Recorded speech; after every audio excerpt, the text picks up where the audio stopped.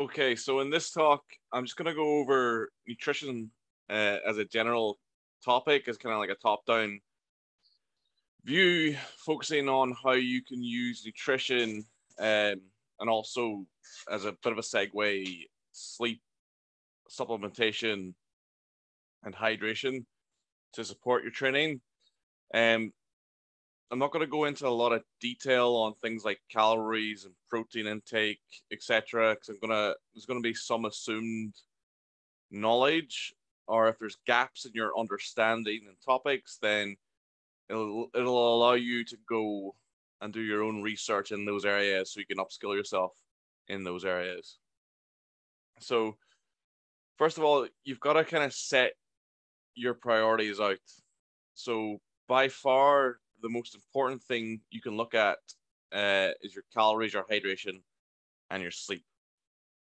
If that's not in order, then going up. So this was originally a pyramid. So probably should have kept it a pyramid, but it's not a pyramid anymore. Before, if your calories, your hydration, and your sleep are not in order, there's absolutely no point in going up the pyramid. Those are your 80%. The next part of the pyramid is like your 15%, and then the last bit is like your 1 to 5%. If you don't have the base of the pyramid in order, so if you're not eating sufficient calories for your goal, so if your goal is to get leaner, if you're not in a calorie deficit, the rest of this is a waste of time, really. If your goal is to get bigger, if you're not in a calorie surplus, the rest of this is not really a waste of time. Is a bit of a but hyperbolic. But if your calories aren't in place for your goal, the rest of this is piston in the wind. If your hydration isn't on point, the rest of this is piston in the wind. If you go into training dehydrated, you're going to underperform by as much as 30 to 50% in strength tasks. So you need to make sure that your hydration is there, especially if you train in like hot, humid environments. Sleep, incredibly important. If you're not getting good quality sleep, or if you're not sleeping sufficient amount, then supplementation, protein intake, the rest of it is really not where you should be looking. You should be looking to get the kind of the important parts down. Then that's kind of the foundation. So calories, hydration, and sleep. The kind of the next portion is your protein intake and optimizing that protein intake, and then making sure you have a healthy diet. So make sure you're getting enough fruit and veg. Make sure you get enough calcium, enough vitamin D, enough good fats, enough carbohydrate to support what you're trying to do. Those are going to be quite impactful. If you have your calories on point, if your hydration is good and your sleep's good, but this isn't on, if you don't have sufficient protein intake, if you don't have sufficient carbohydrate, if you don't have sufficient healthy fat, if you don't have sufficient microvitamins or micronutrients in your diet, then you're just leaving progress on the table. This will help you get stronger. It'll help you get bigger. It'll help you with losing weight. Basically, anything you want to do as regards training, if you don't have this next point, kind of the next part of the pyramid in place, you're basically just leaving progress on the table, and it's easy to do, really, because you need to eat anyway. So you may as well eat the stuff that's going to help you to progress in your training or to help you achieve your goals. And then finally, supplementation around your workouts and around your diet. So we'll talk about that at the end. But if you don't have the calories, hydration, sleep, if you don't have a healthy, balanced diet with your protein intake on point, there's absolutely zero point looking at supplementation because it's a fucking waste of time. It's arguable that it's a waste of time anyway, but if you don't have these two kind of fundamental parts of your nutrition, your recovery in place, then it's a waste of money. Okay, so if we look at the big blocks, so if we look at the kind of the base of the pyramid, what are we looking at? So you need to make sure that you're eating sufficient calories. So we're assuming for this talk that the goal is just to get stronger, or your performance. obviously I talk a lot about strength training, powerlifting, weightlifting, strongman, less so maybe. But this goes for pretty much any goal. You need to make sure that you have sufficient calories for your goal. So if your goal is to get bigger, you're going to need more calories. If your goal is to get leaner, you're going to need less calories. If your goal is to aid in your performance, you should be eating either at maintenance, but realistically at a slight surplus. So if your maintenance calories is 2,800, you should be looking to eat 2,900, 3,000. And we'll talk a little bit about cycling carbohydrates. So that might even mean that on a training day, if your maintenance is 2,800, you might be eating 3,200 on a training day. And then maybe you're in a slight deficit. Maybe you're eating like 2,600, 2,800 on rest days. We'll talk a little bit around that and protein intake. You need to make sure you have enough protein. So that's 1.4 to 2.2 per kilogram of lean mass. This is by no means an exact science, but we can say with fairly good confidence that if the goal is performance, or the goal is strength, or the goal is muscle gain or muscle maintenance, you should be eating in this bracket. If you have a higher calorie environment, so if you're trying to get bigger or you're eating slightly above maintenance, getting to the upper end of this goal isn't so much of an issue. So if you're hovering at 1.6 to 1.8 grams per kilo, that's totally fine. However, if you're trying to lose weight, or you're in a calorie deficit, you want to be at the higher end of that bracket, or potentially even outside of that bracket, to 2.3, 2.5 grams per kilo, to try and encourage your body to keep hold of the muscle mass that it has. When you're in calorie deficit, or when you're exercising in calorie deficit, your body will burn protein for energy, and that can be that can be done in the form of catabolism, where you're burning muscle mass. So if you have a high dietary intake of protein relative to your body weight, you're less likely for that to happen, especially if you're also doing that with strength training. And you make sure you're hydrated. So basically, you need to stay hydrated throughout the day. Some basic shit you can do is when you wake up, drink like a pint or a liter of water, and then always carry around some kind of vessel, so like a plastic bottle or whatever, to drink water out of during the day. A really good rule of thumb is when you pee, if it's either clear or very light yellowy color and it doesn't stink, then you're hydrated. If it's like the color of fucking treacle and it stinks to high heavens, you're not hydrated and you should drink more water. It's very easy just to look at your urine. You can tell if you're hydrated or not. If you know what you're looking for. It's pretty much foundational to any goal in life. It's just any kind of position you're in, you should aim to be hydrated, so that the urine thing's really easy. If you look up urine charts, hydration charts, you'll kind of see that. It's very easy to look at and to kind of keep on top of on a day-to-day basis. You need to get enough sleep. So that's 6 to 9 hours. I mean, realistically, I know this isn't possible for everyone, but if it is possible, you should be aiming to sleep for like 8, 9, maybe 10 hours of good quality sleep. If you're training really hard, or if you're trying to like be a performance or an elite athlete, this is an absolute essential. If you're maybe just training or lifting as a hobby, and you maybe have a busy job or a family or a young child or whatever, you need to just try and make whatever sleep you can get high quality. So if you look around sleep hygiene, you'll kind of see more around that. There's a lot of content on that online. And basically, you want to make sure that ideally no screens before bed, no screens in bed, up to an hour before bed, no screens. Make sure that your room is dark, so blackout blinds if you can get access to them. Make sure the room's cool. 16 to 18 degrees Celsius, things around what they recommend.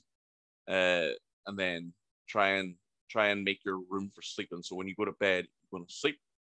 And ideally, if you can wake up naturally without an alarm, that's even better. However, it's not really practical, but these are kind of like the ideal scenario. So you can look at sleep hygiene, take from that what might be an ideal scenario, and then take what's useful for your situation with that. If you are someone who's maybe getting less sleep for whatever reason, if you can get a nap during the day, Around 1 o'clock is like the natural, is like based off most people's circadian rhythm. Around kind of like 12 to 2 o'clock is a good time for that. If you're lucky enough to be able to get a nap in, it really helps the quality. Well, it helps your sleep, and it can definitely help supplement someone who's getting less sleep. So for whatever reason, if you're getting maybe 4 or 5 hours sleep, you can try and do what you can to maximize quality of that sleep. And if you can get like an hour, like 40 minutes, an hour, whatever you can get in during the day will really help, especially in a situation where you're not getting like a big, long, good quality sleep. If you want the absolute optimal, you'll try and get 7 to 10 hours of good quality sleep a night and also a nap. But not very many people are lucky enough to be able to do that. But if you are, that's what you can aim for. There's a book called Why We Sleep, which is really good. There's also one of the few Joe Rogan podcasts, which is worth listening to, with the guy who wrote that book, Matthew something. I can't remember his name, but if you search for Joe Rogan's sleep podcast, it'll come up. Well worth listening to. The book's very good as well. Why We Sleep. If you haven't got these under wraps, there's no point proceeding. So if I've talked about these 4 things and you think I don't really do a good job of any of these, you may as well hit pause and sort them out before you continue on with this talk. Okay, so talk about optimizing your nutrition or how you eat. So for protein containing meals, to try and optimize that, or to try and keep that elevated throughout the day, ideally we want to be eating every 2 to 3 hours. And what that does is it just keeps the amino acids in the blood elevated. So if you're doing regular weight training or doing regular exercise, your muscle is going to be in a state of turnover. So if you can keep the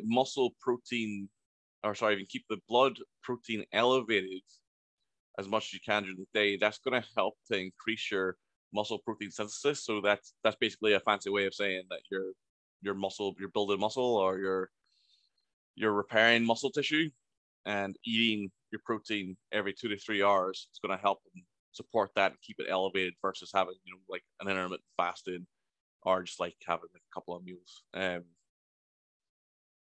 Try and eat carbohydrates around your workout. So if you have a meal 2 or 3 hours before your workout, that's higher in carbohydrate than normal.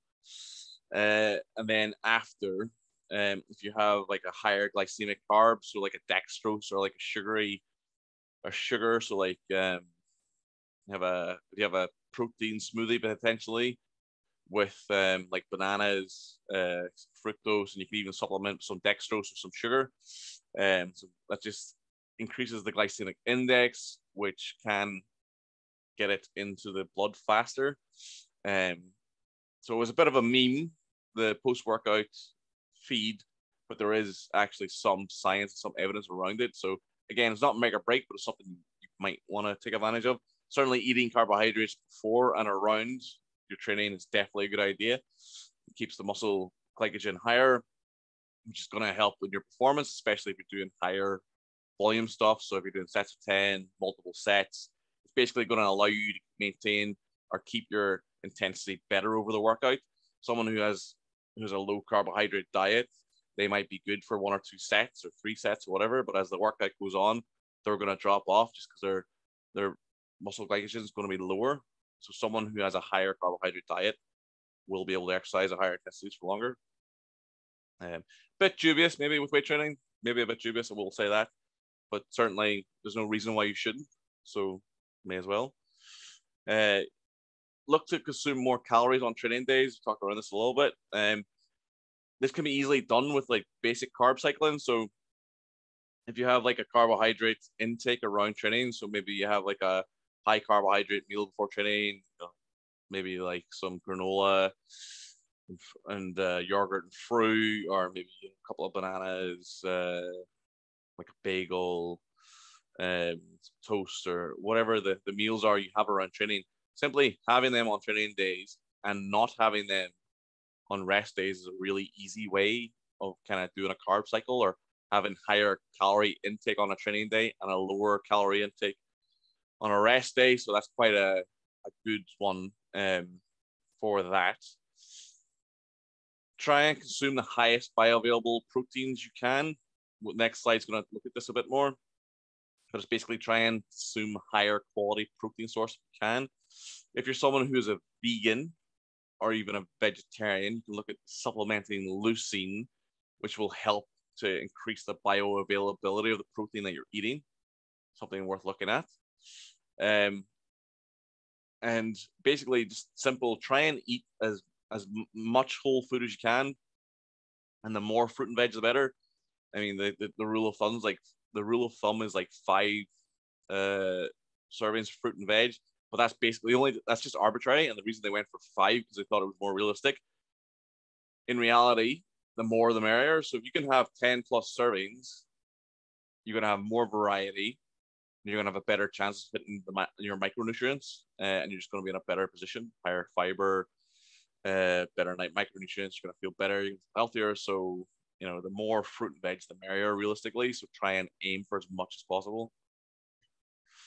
So this is quite a good chart. So it's basically just the bioavailable proteins. So basically, for every gram of protein you eat, this is basically a marker of how much of that's going to be available. So whey is the gold standard for this. Whole egg, cow's milk, egg white. You work your way down, and then you're looking at things like peanuts and beans and wheat, soy. So that's why I was saying if you are more so vegans, because vegetarians can eat eggs and they can eat milk products, so they can get very high quality protein sources. If you are someone who doesn't have that choice, supplementing leucine with your meals will help to increase the availability of that protein and will help you to drive that elevated amino acids in the blood, which helps keep muscle protein synthesis higher, which is what we're looking for ultimately when we eat protein. Here's a simple example, kind of talking around that. So meal frequency is like an optimization strategy. It's not something that's essential in any ways. You can do intermittent fasting, you can do stuff like that. You can eat normally, as long as your calories are in check. You're going to hit pretty much what you want to hit. But I think it's worthwhile strategy. So this is kind of like, again, the generalities. For breakfast, like slow active carbs, like oats, or like fiber or brown bread, stuff like that, fruit. And protein is just a good kind of way to make up that meal. Lunch, kind of like a lower carbohydrate meal, unless you're going to be training around that time, in which case it'll be a higher carbohydrate meal. If you're training in the morning, breakfast should be a higher carbohydrate meal, but breakfast should probably be a higher carbohydrate meal anyway. With your lunch, plenty of fruit and veg, whole protein source, like meat, legumes, whatever. Pre-workout, you want a higher carb meal. It doesn't have to be a high protein meal. You can if you want. It's a good opportunity to feed some protein. So what I would say, if your pre-workout is a while away from your last meal, so let's say you're maybe training after work, so you have your breakfast, you have your lunch, and then pre-workouts maybe at like 3, maybe you're working out at 5 or 6, then I would definitely have more protein in that meal. But if your pre-workout's kind of like closer to lunch, then protein's maybe not such of a concern. But it should be a higher carbohydrate meal in any case. So, it's up to you how you want to make that out. I would look for kind of like slower acting carbohydrates. So like, bananas are ideal, or like bagels or sandwiches or cereal, or whatever you want to have in that meal. It doesn't have to be a lower or slower carb. It can be a faster carb, but you want this to kind of like release into your bloodstream during the training and also before the training. So something that's like a bit slower acting is not a bad idea. During the workout, this is probably not really relevant for weight training, because the glycogen depletion in weight training is pretty much negligible. But if you want to have an intra-workout carbohydrate, that's a good time for fast acting. So just a basic sports drink like Lucozade or Gatorade will serve the purpose there very well, and it will definitely help with hydration, which is probably the bigger impact for something like weight training. If you do like CrossFit, or you do kind of like team sports or things that have more of an endurance element or a high intensity endurance element, that's definitely something you should be looking at during training. And then post workout, kind of like a higher protein meal, perhaps some kind of faster acting carbs, kind of like the post workout shake kind of idea that we talked about before. Again, it's definitely not a make or break, but I think it's worthwhile, and there is some evidence to show that it is useful. For dinner, moderate carbohydrate meal, maybe not the highest carbohydrate meal of the day. Lots of fruit and veg and a whole protein source. That's similar to your lunch. And then pre-bed, ideally like a lower carb meal, maybe even a low carb meal with a slower acting protein. So if you're looking at like whey versus casein, this is a good time for casein. But better yet, just have some whole food, cottage cheese, Greek yogurt, something like that is good pre-bed. So just to keep the amino acid or the amino acids in the blood higher when you're sleeping. It's not really worthwhile getting up in the middle of the night. You don't really want to break your sleep to eat. If you're super like you're bodybuilding or whatever the fuck, and you really want to have that meal, it might be worth the trade-off. But for like 90% of people, whatever, it's not really worth the trade-off. Better off just sleeping. And then finally, supplementation. Just out the bat with this, supplements for the most part are complete bullshit. You don't really need them. It's all marketing, it's all hype. The nutrition or dietary supplementation industry, or the dietary supplementation industry, is like a multi-billion-dollar industry.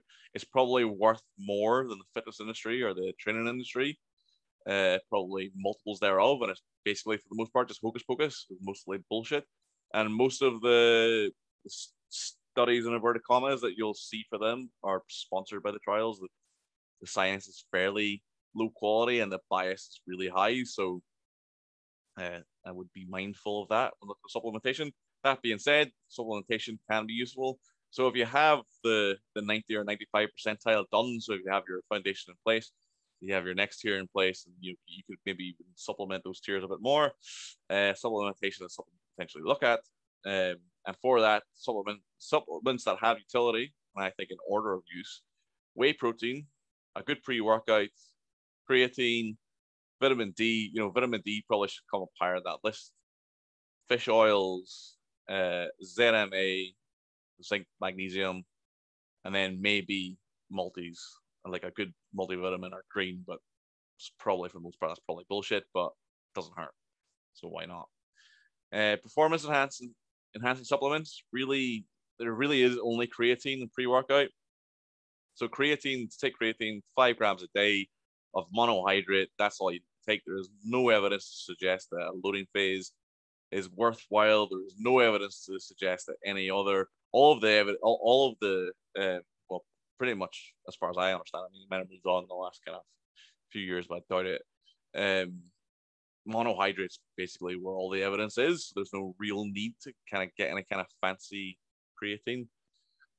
5 grams of monohydrate a day is going to cover your bases. You can chuck it in your shake in the morning, or chuck it in your post-workout shake. Again, it doesn't matter when you take it; it just matters that you take it. And after a couple of weeks, you'll start to feel the benefits of it. Also, a good pre-workout, but the main active ingredient in a pre-workout is caffeine.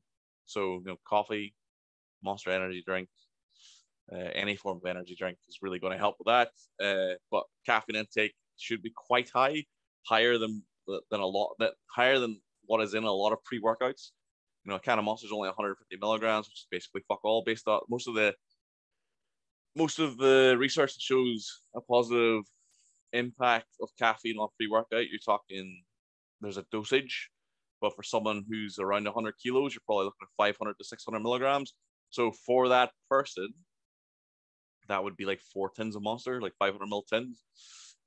So it's a lot more than most people would take, or what most people understand as like a pre-workout. Most pre-workouts don't have anywhere near enough caffeine in them to have an ergogenic effect, which is an effect outside of the norm. But yeah, only really creatine and pre-workout. I mean, I think GHB is the one. I didn't put it in because I can't really remember, but I think GHB was a substance that maybe there was a huge systematic review done in 2004. It's probably pretty old now, but they basically showed that creatine, and I think it was HMB, had an effect on either size or strength. So I probably wouldn't even bother including HMB because I've never really used it. It seems a bit, but if you want to use it, whatever. But I probably wouldn't even bother looking at it. For general health, fish oils, I think, are a good risk reward. There is some evidence to suggest that it's good for joint health, brain health, good for anti-inflammatory qualities. It doesn't kill you to have some fish oil tablets every day. There is a body of evidence. It's not exactly a solid foundation, but I think the risk reward is good there. So fish oils, why not? And then the way I would look at things like vitamin D, ZMA, fish oils probably as well, and whey protein, I would look at them as like food supplementation or almost like food replacement. So for a meal, it's like a snack, say, if you can't get a good quality protein source, there's nothing wrong with having whey protein. If you live somewhere up north, so if you live in Scotland, for example, you should supplement vitamin D because it's not really practical for you to get enough vitamin D from the sun. If you live somewhere sunny like Florida, lucky you. Vitamin D supplementation is something you probably should still do, but it's not so critical for you. Things like multivitamins, greens, you can view them as a replacement. Again, it doesn't hurt, but if you have a good diet, they're not really needed. And ZMA I think is quite good. I don't think the evidence base for ZMA is great, but I have some good anecdotal. I've used it before. I liked it, and it helps sleep. So why not? There is some evidence, I think, but it wouldn't be a strong recommendation. But if you're looking for things to do, I think ZMA is worthwhile. Fuck it, why not? Yeah, that's basically all we got for you. As Big Michael says himself, get the fundamentals down, and the level of everything else you do will rise. Can't really argue with Michael Jordan, can you? Hammer the basics, fuck everything else. Thank you very much for watching. That will conclude this talk. Hopefully you found it useful. And goodbye.